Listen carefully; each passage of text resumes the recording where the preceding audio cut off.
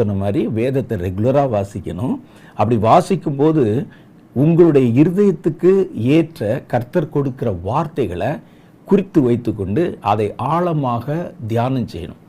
நான் எப்படி வேதத்தை வாசிப்பேன் அப்படின்னு சொன்னால், ஒரு அதிகாரத்தை முழுவதும் வாசித்து கொண்டு வருகிறேன். நீங்கள் துவக்க காலத்தில் என்ன செய்யணும் வேதத்தினா, ஒரு தடவை முழுசாக வேத புஸ்தகத்தை வாசிச்சிடணும்.